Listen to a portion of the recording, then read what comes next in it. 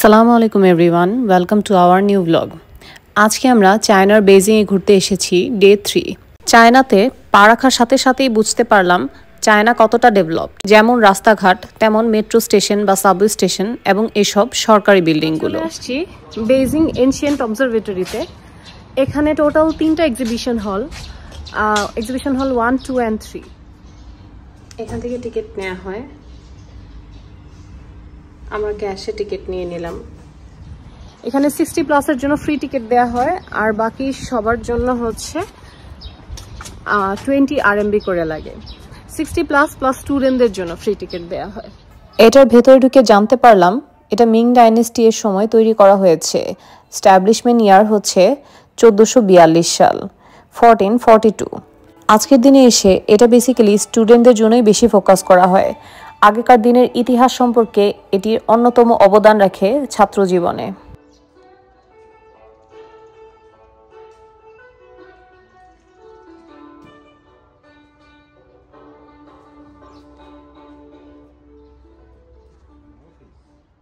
Ming ডাইনেস্টির observatory ডেকের exhibition হলের ঠিক বাহিরেই বিশাল বড় একটি প্রাচীর। এগুলো সব ইটের মতো করে কেটে রাখা খণ্ড খণ্ড পাথর। ওপরে উঠতেই দেখলাম নিচে এক্সিবিশন হলগুলোতে যেগুলোর ছবি দেয়া ছিল আর ডেসক্রিপশন লেখা ছিল, এখানে তারই একটি নমুনা। আর এই নমুনাগুলো একদম অরিজিনাল, যেগুলো ছোট ভার্সন আমরা নিচে দেখে আসলাম। এখন আমরা যাচ্ছি ফরবিডেন সিটির জন্য। ফরবিডেন সিটিতে যাওয়ার জন্য মেট্রোতে আসতেই দেখলাম পানি চেকিং মেশিন। পানিতে কিছু মিক্স করে নিয়ে আসলেও এখানে ধরা পড়বে। বেজিংয়ে এসে মেট্রোতে ট্রাভেল করতে গিয়ে আমরা অনেক কিছুই ডিফারেন্স খুঁজে পেলাম কোরিয়া এবং জাপানের থেকে। এখানে প্রতিটা প্ল্যাটফর্মে হাতের বাম দিকে যায় ফরওয়ার্ড ডিরেকশন আর ডান দিকে ব্যাকওয়ার্ড ডিরেকশন সেম লাইনের। সেটার কারণ হচ্ছে কোরিয়াতে যেমন একটা লাইন থেকে আরেকটা লাইনে চাইলেই ইন্টারচেঞ্জ করা যেত একটা টিকিট দিয়ে, চায়নাতে তা হবে না। তার কারণ হচ্ছে এখানে প্রতিটা সেপারেট লাইনের জন্য একটি করে সেপারেট প্ল্যাটফর্ম এবং স্টেশন।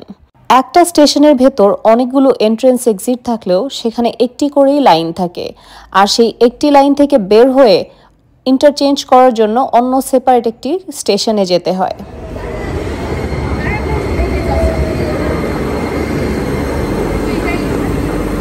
আমরা এখানে আছি, আমরা 3 স্টেশন পরে যাব, 1, 2, 3টা। এই যে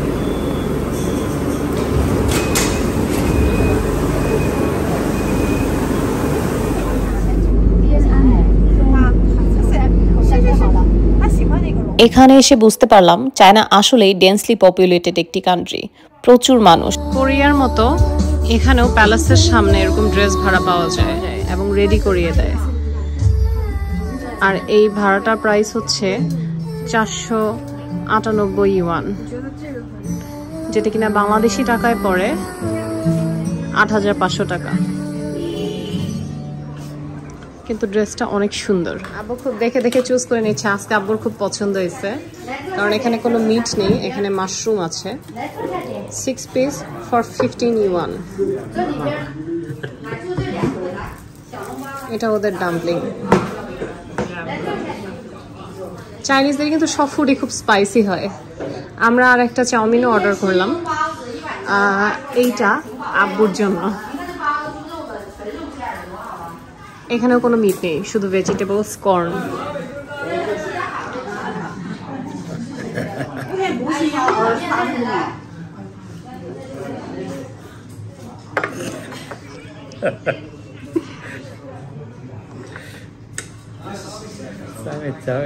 খাইতে পারবো না।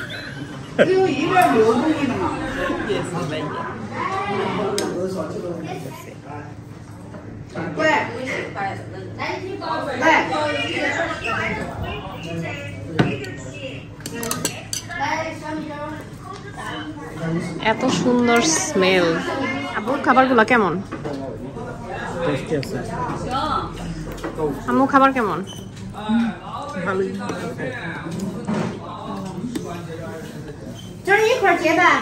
এগুলো হচ্ছে চাইনিজ চমচম, অনেক কালারের।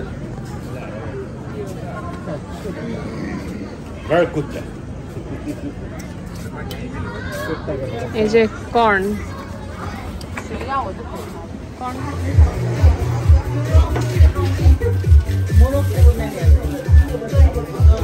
পর্যটন এরিয়ার যে প্রাইস, এই যে এই সেম জিনিসটা আমরা কিনেছি 10 ইউয়ান দিয়ে, আর এখানে বিক্রি করছে 39 ইউয়ান।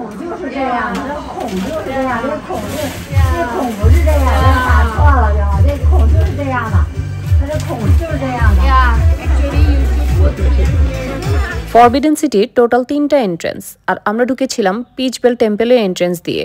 এগুলা হচ্ছে এক একটা ঝাউ গাছ, কখনো এত বড় ঝাউ গাছ আমার দেখা হয় নাই।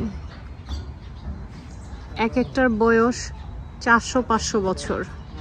এই যে এগুলো হচ্ছে ছোট ঝাউ গাছ, এগুলোই আস্তে আস্তে পরবর্তীতে বুনে তারা, এটাও মোটামুটি 100 বছর পুরাতন ঝাউ গাছ, আর ওই যে ওগুলো হচ্ছে 400 থেকে 500 বছর পুরাতন ঝাউ গাছ। লাল রঙের যে গেটগুলো দেখা যাচ্ছে এটি হচ্ছে পিচ বেলের গেট। এটি মূলত একটি চাইনিজ টেম্পল, আজকে বন্ধ আছে, ইন্টেরিয়রের কাজ চলছে তাই। আমরা এখন টেম্পলের বাগান দিয়ে সেই ফরবিডেন সিটির এন্ট্রেন্সের দিকে যাচ্ছি। এটি হচ্ছে ফরবিডেন সিটি। এটি মূলত আসলে একটি বিশাল বড় রাজপ্রাসাদ। ফরবিডেন সিটির টিকিট কাটতে এসে দেখলাম এখানে নোটিশে লেখা একদিন আগে অনলাইনে বুকিং করতে হয়, কিন্তু 65+ ওপর যারা, তারা চাইলে ডে টু ডে টিকিট নিতে পারবে। আমরা চান্স নেওয়ার ট্রাই করলাম, যেহেতু আব্বু 65+ হবে। আমরা টিকিট কাউন্টারে গেলাম, আমাদেরকে টিকিট কাউন্টার থেকে বলে দিল যে there is no problem, we can see today. আর টিকিট হচ্ছে আমার আর আম্মুর জন্য 60 ইউয়ান করে, আর যেহেতু আব্বু 60+, তাই হচ্ছে 30 ইউয়ান রাখলো, ইন টোটাল 150 ইউয়ান। আর টিকিট হচ্ছে পাসপোর্ট নাম্বারটাই হচ্ছে আমাদের টিকিট। এখানে আসার আগে অবশ্যই পাসপোর্ট সাথে নিয়ে অথবা পাসপোর্টের স্ক্যান কপি নিয়ে আসতে হবে। আর এটা শুধু এখানের জন্য না, যে কোনো কান্ট্রিতে ট্রাভেলিং এর সময় পাসপোর্ট সাথে রাখাটা খুব ইম্পর্টেন্ট, আর যদি সেটা হ্যাসেল মনে হয় অ্যাটলিস্ট স্ক্যান কপিটা যেন থাকে। চায়নাতে প্রতিটা জায়গাতেই প্রচুর সিকিউরিটি পাস করে যেতে হয়, এমনকি মেট্রো বা সাবওয়ে স্টেশনে উঠতে গেলেও। আর এই সিকিউরিটি পাস খুবই স্ট্রিক্টলি মেনটেন করা হয়। আব্বু সিকিউরিটি পাসের ছোট্ট একটি ভিডিও নিচ্ছিল। সিকিউরিটি অফিসার স্ট্রিক্টলি দাঁড়া করিয়ে আমাদেরকে নিষেধ করে দিল এবং সাথে সাথেই ভিডিওটি ডিলিট করতে বাধ্য করলো। তাছাড়া আমাদেরকে ভেতরে ঢুকতে দেয়া হচ্ছিল না। ভেতরে ঢুকেই দেখতে পারি বিশাল বড় একটি রাজমহল, যা খুবই অর্গানাইজড আর কালারফুল। যদিও আমরা কোরিয়ার রাজমহলটি দেখেছি এবং অনেক দূর পর্যন্ত হেঁটে যেতে হয়েছে, কিন্তু কোরিয়া থেকে এটা আরো বেশি সুন্দর।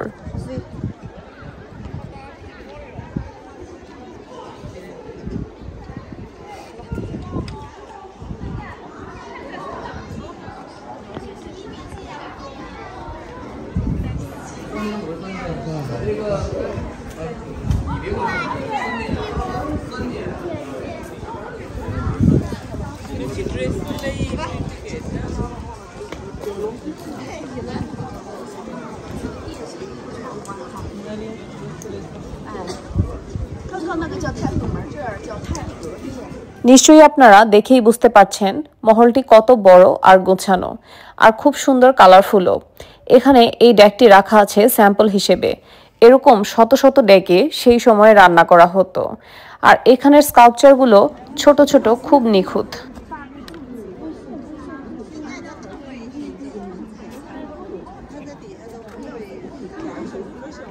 দূর থেকে ভিডিওটা করতে পারবে বা ছবি তুলতে পারবে, কিন্তু এর থেকে ভেতরে যেতে পারবে না। আমি জাস্ট যতটুকু সম্ভব দেখিয়ে দিচ্ছি।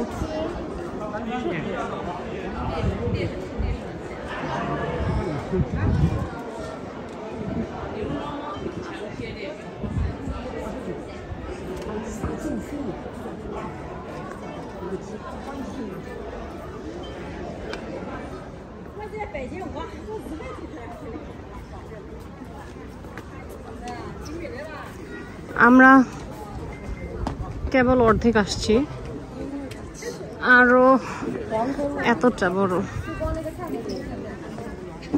ওই যে শেষ মাথায় যেটা দেখা যাচ্ছে,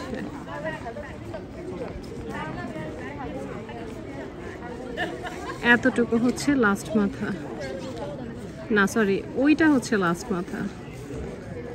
এইটা হচ্ছে ফরবিডেন সিটির শেষ পোর্শন।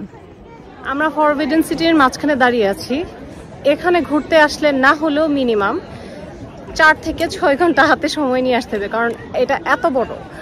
তবে একটা জিনিস খুব ভালো যে আমরা যে এন্ট্রেন্স দিয়ে ঢুকেছি লম্বা সোজা গিয়ে গিয়ে গিয়ে গিয়ে শেষ মাথায় গিয়ে এক্সিটে আমরা বের হয়ে যেতে পারবো। আবার কেউ চাইলে ওই এন্ট্রেন্স দিয়ে ঢুকে সামনের দিকে বের হয়ে যেতে পারবে। সো এখানে আর কোনো প্রবলেম নেই এটাতে। আর হচ্ছে এখানের এক্সিট আর এন্ট্রেন্সের মধ্যে হচ্ছে প্রচুর সিকিউরিটি চেক হয়। সেই সিকিউরিটি চেক পাস করে আসতে হয়, অবশ্যই পাসপোর্ট কপি লাগবে ঘুরতে ফিরতে। এটা একটা ঝাউ গাছ,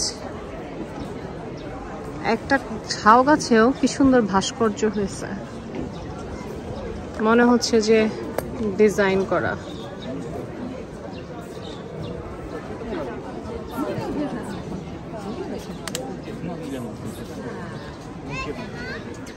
ঘুরে ফিরে যতটুকু বুঝতে পারলাম এটি হচ্ছে রানীর মহল। রানী সেই সময়ে এখানে দাসীদের সাথে দেখা করত এবং কুশল বিনিময় করত। এটি ভেতর দিক থেকে অনেক বেশি কালারফুল, তাই সুযোগ পেয়ে ভেতরে ঢুকে কিছুটা ভিডিও করে নিলাম। ফাইনালি আমরা ফরবিডেন সিটি সাউদার্ন গেট দিয়ে বের হয়ে গেলাম। এবার আমরা বাসে করে হোয়াংকেমন পার্ল মার্কেটে যাব, যেটা আমরা গতকালকেও দেখে এসেছি। আজকের দিনটা পুরোটাই ফরবিডেন সিটিতে কাটালাম আর অনেক টায়ার্ড ছিলাম, তাই নতুন কিছু এক্সপ্লোর করার এনার্জি আর নেই। মনে হলো বিকালের সময়টা পরিচিত জায়গাতেই আরেকবার একটু ঘুরে দেখি। এই প্রথম আমাদের বাস জার্নি। বাসে প্রতিটা টিকিট আমাদের 2 ইউয়ান করে দরকার হয়। এই বাসে আমরা যে কোনো জায়গায় যাই না কেন 2 ইউয়ান করে আমরা যেতে পারবো। আমরা চলে আসছি হনকেও মার্কেটে। একদম ফার্স্টের দিন যে মার্কেটটাতে এসেছিলাম এটাই সেই মার্কেট। আজকে বাসে করে এসেছি, 128 নম্বর বাস। এখানে বাস ভাড়া অনেক কম এবং কোরিয়াতে যে ক্যাশে দিলে বাস ভাড়াটা একটু বেশি নেয়, এখানে ওরকম সিস্টেম না। কোরিয়াতে বাস ভাড়া বা সাবওয়ে সবই হচ্ছে ক্যাশে দিলে 100 ওয়ান করে বেশি নেয়, এখানে সব কিছু 2 ইউয়ান করে।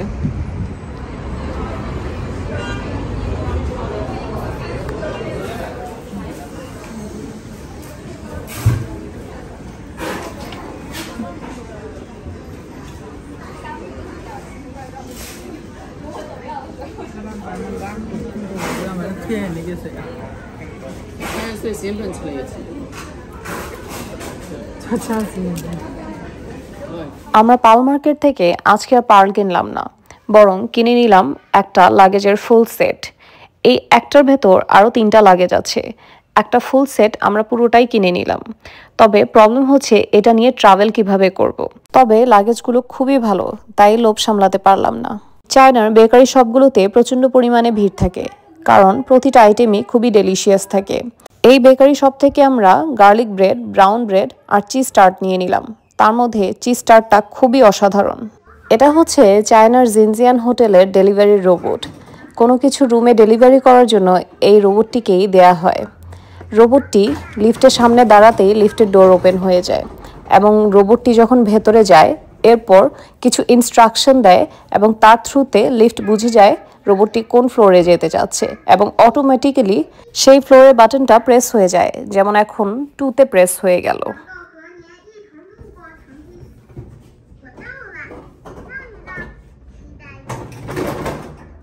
Bye bye.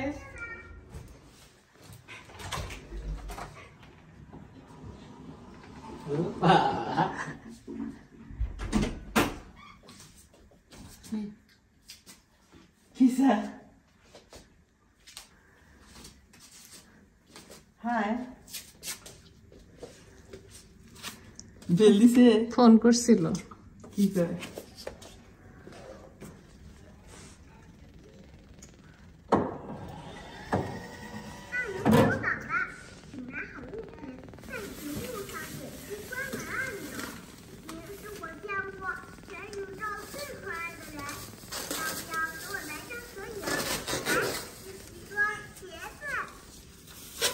Thank you.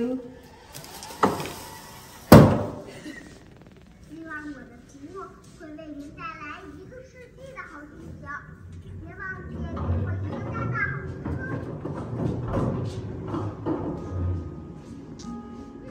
麻烦看看，把中间的位置留给我。 এরই সাথে শেষ হয়ে গেল আমাদের আজকের ব্লগটি। দেখা হবে আবার পরের ব্লগে। Thanks for watching.